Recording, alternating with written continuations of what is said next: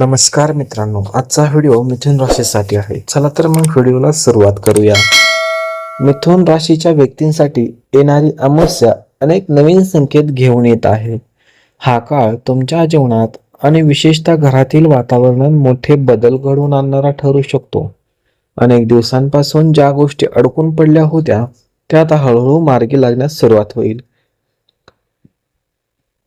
स्वामी समर्थांच्या कृपेने तुमच्या घरामध्ये सकारात्मक ऊर्जा निर्माण होणार आहे. घरातील ताणतणाव कमी होईल आणि नातेसंबंधामध्ये गोडवा वाढण्याची चिन्हे दिसत आहेत.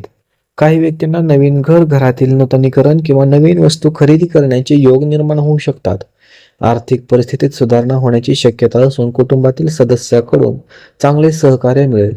जे लोक अनेक दिवसांपासून एखाद्या शुभ कार्याची वाट पाहत होते त्यांना आनंदाची बातमी मिळू शकते. स्वामींच्या आशीर्वादामुळे अडथळे दूर होतील आणि नवीन संधी तुमच्यासमोर उभ्या राहतील. मात्र या काळात संयम, सकारात्मक विचार आणि कुटुंबातील ज्येष्ठांचा आदर राखणे अत्यंत आवश्यक आहे.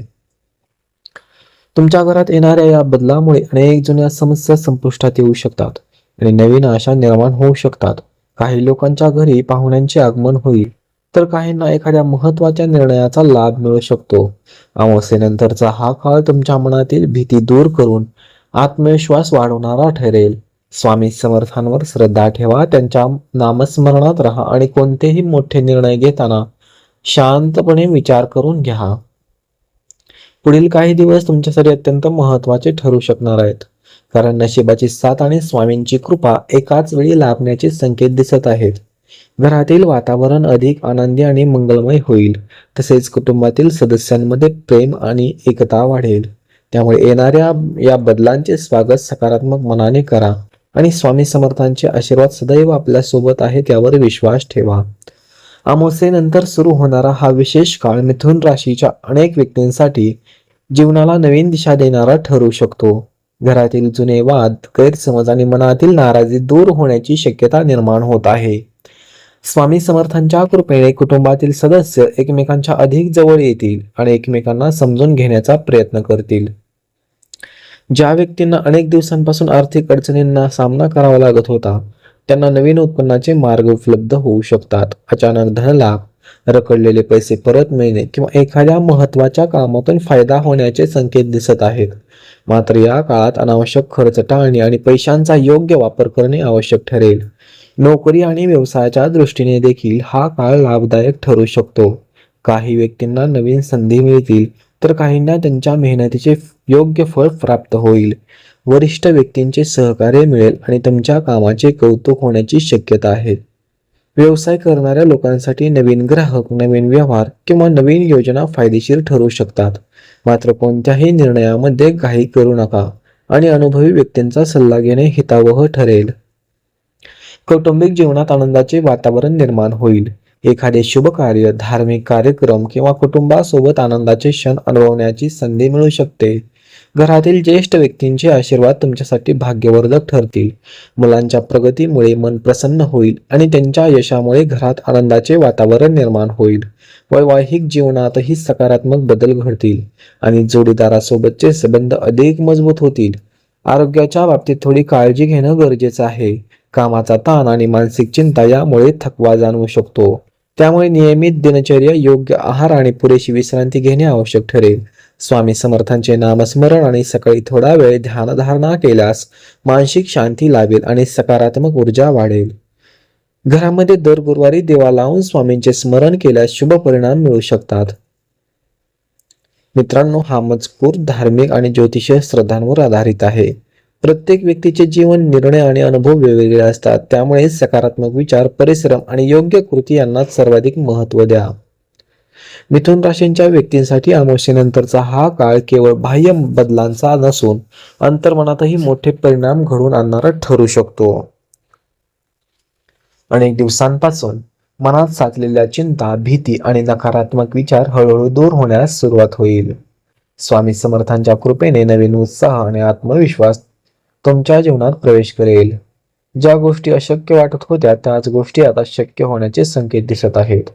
मात्र यश प्राप्त करण्यासाठी सातत्य, संयम आणि सकारात्मक दृष्टिकोन कायम ठेवणे आवश्यक ठरेल. या काळात एखाद्या विशेष व्यक्तीची भेट तुमच्या जीवनाला नवीन वळण देऊ शकते. ही व्यक्ती तुमचा जुना मित्र, नातेवाईक किंवा एखादी अनुभवी व्यक्ती असू शकते, जी योग्य मार्गदर्शन करून तुमच्या अडचणी दूर करण्यास मदत करेल. त्यांच्या सल्ल्यामुळे तुम्हाला नवीन संधी प्राप्त होतील आणि अनेक महत्त्वाचे निर्णय योग्य पद्धतीने घेता येतील. त्यामुळे कोणत्याही व्यक्तीशी वागताना नम्रता आणि आदर राखणे आवश्यक आहे. कधी कधी ईश्वर आपल्याला मदतीसाठी योग्य माणसे पाठवत असतो, हे लक्षात ठेवा. घरातील वातावरणामध्ये देखील मोठे सकारात्मक निर्माण होण्याची शक्यता आहे. काही शुभ बातम्या ऐकायला मिळू शकतात. कुटुंबातील एखाद्या सदस्याच्या यशामुळे संपूर्ण घर आनंदाने भरून जाईल.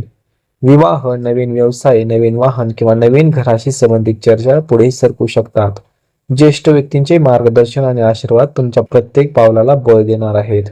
त्यांच्या अनुभवाचा लाभ घेतल्यास अनेक अडचणी सहज दूर होतील. प्रेमसंबंधाच्या बाबतीत हा काळ महत्त्वाचा ठरू शकतो. गैरसमज दूर होऊन नात्यामध्ये विश्वास वाढेल. एकमेकांना वेळ देणे आणि भावना समजून घेणे यामुळे संबंध अधिक मजबूत होतील. अविवाहित व्यक्तींना नवीन नात्याचे संकेत मिळू शकतात.